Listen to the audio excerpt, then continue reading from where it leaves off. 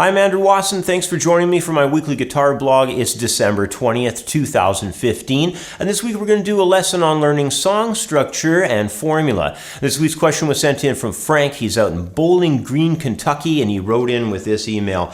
I want to learn about simple song structure formula, especially how to write folk and country songs. What do you think is a good approach to begin with? I enjoyed writing my own lyrics, and I like to use common chords, getting them playing along with my words.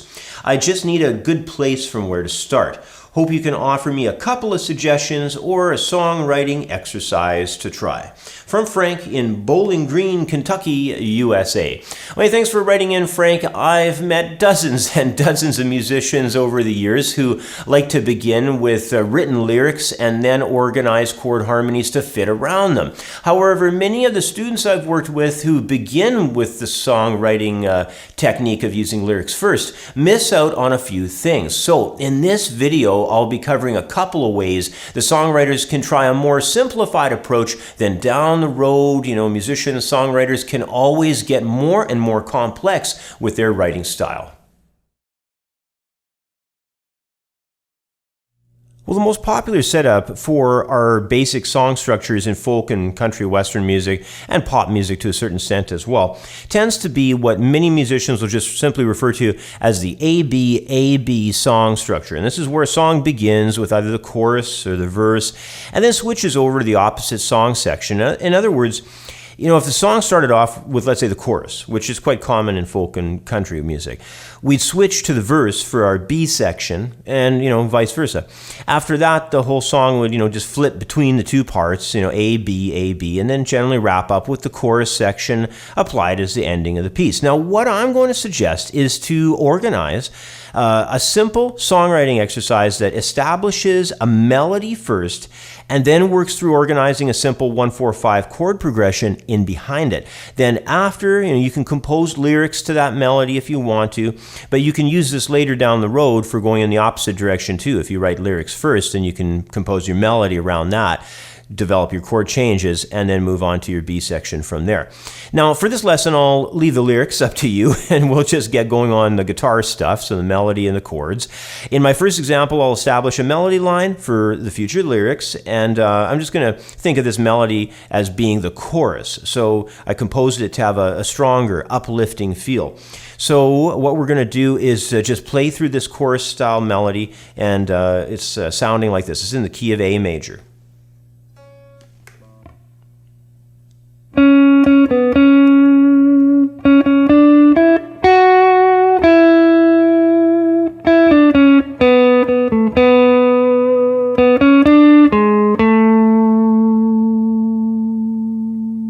Okay, here it is one more time.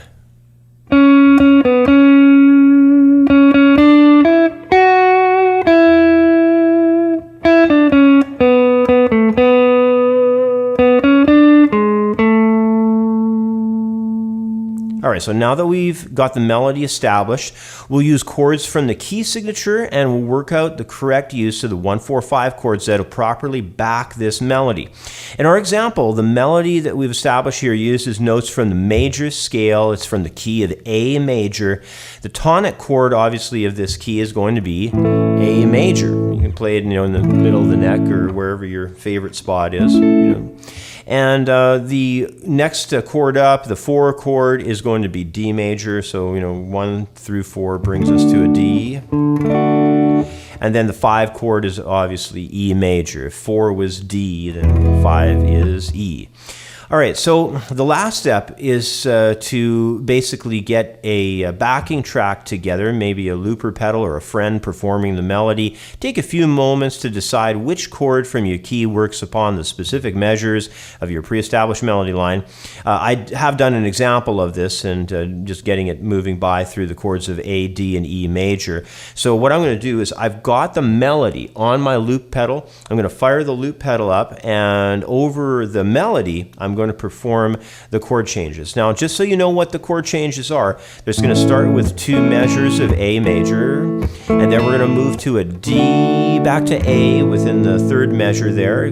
Keep going with A, then on the next measure, we're going to move through the E major chord for 2 measures, and then back to the A major chord to wrap it up. So it's an 8-bar phrase. So I'm going to fire up that loop pedal now, and I'm going to play these chord changes over the melody.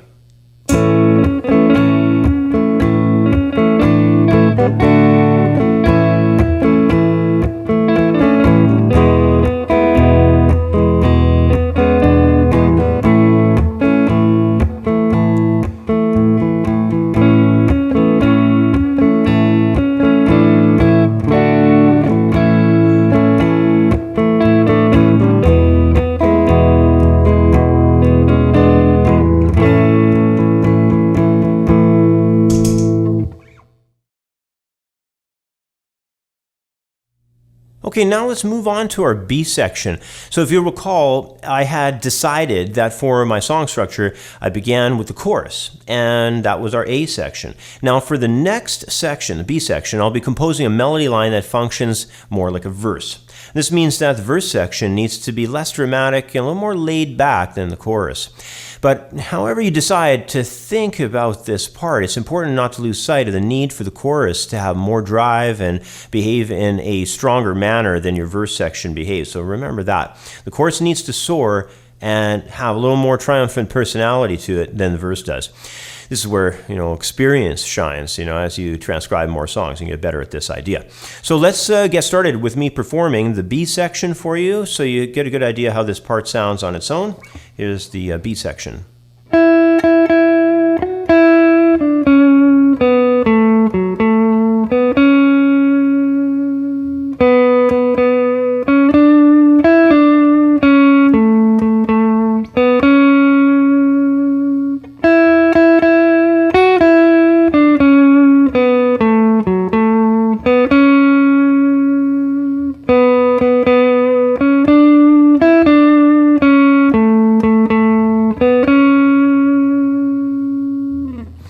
All right, so next we need to work out the chord progression, and I'll back this section.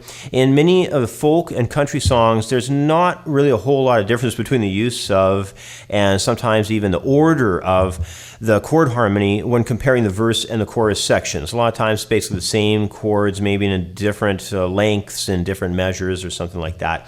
But, in my first example of the chord changes, they were just using the 1-4-5s. So I have a similar 1-4-5 breakdown that I'm going to use over this verse part. And it's just going to go from an A major for 2 measures, and then we're going to move into D major for a measure, back to A major. Then we're going to head to the E major, so that's the 5 chord. And then that's going to take us back to the tonic chord of A major again. Right, now I do have that melody from the B section here that I was just playing you. I have it in the loop pedal right now, so I'm going to fire that up, and I'm going to play these 1-4-5 set of chord changes over top of the melody. So here we go.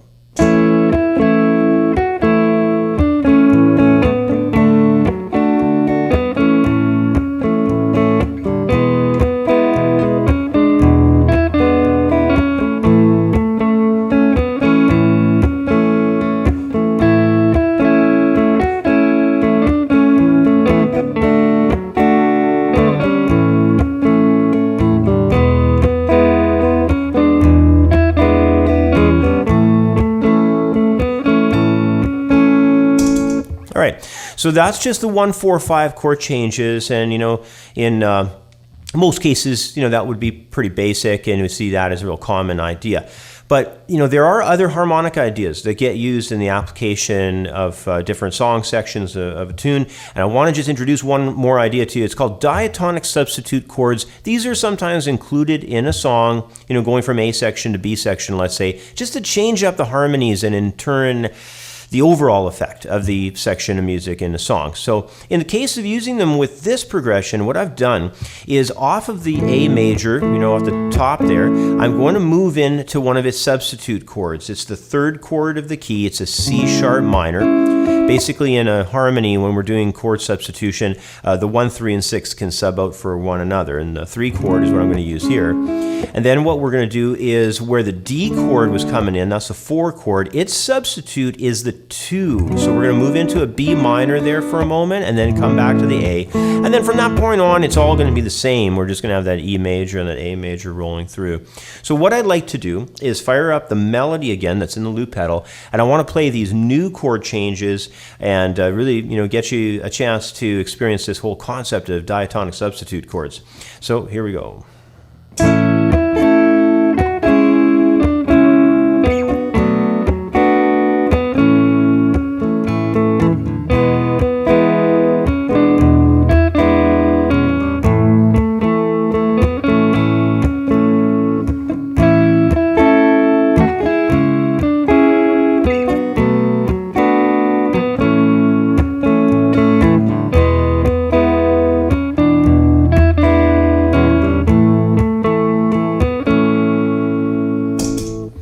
So there you go. Now, if you're not familiar with diatonic substitution, I highly suggest you check out my video lesson covering this topic. This is not only a cool idea to mess around with and get into your playing, but it is really valuable if you're into songwriting because it's going to give you some optional chord choices. So check out my video on diatonic chord substitution. It's really going to help you out there to get you better at this technique.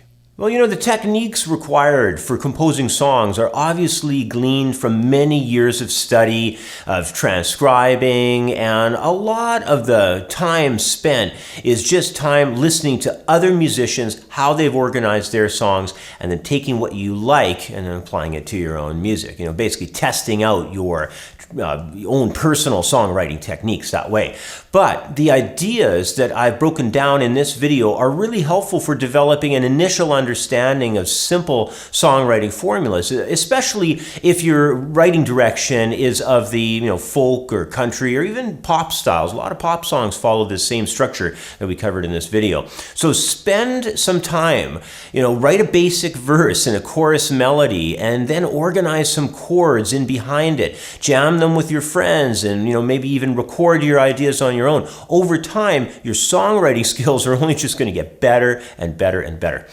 Anyhow, that's all the time that I have for today. As always, I want to say thanks a lot for watching. Please subscribe to the channel, and if at all possible, consider a small donation to help fund the Guitar Lessons project here. Every little bit counts. Thanks very much for your time, and otherwise, have yourself a really great week, and I will catch up with you on the next video. Thanks a lot, and bye for now.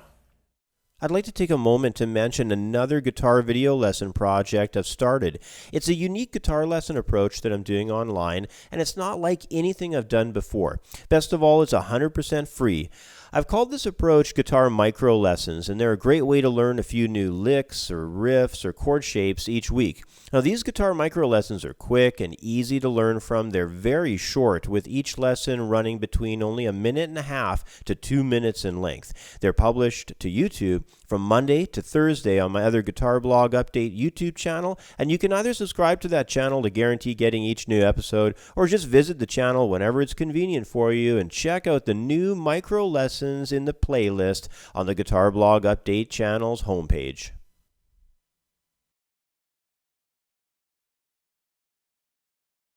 The Music Reading Phase 1 ebook has over 30 pages of comprehensive project lessons covering the entire 5th reading position on the guitar. Music reading charts and drills will work to help students memorize the placement of the 5th position notes, including important sharp and flat tones. Several original and classic pieces of sheet music will help students to gain a solid understanding for this region of the neck. Rhythm studies, duration examples, plus song and location drills along with 19 MP3 audio tracks makes this one of the best music reading courses available online. Music Reading Phase 1 is available for instant download in the View Our Products area at creativeguitarstudio.com.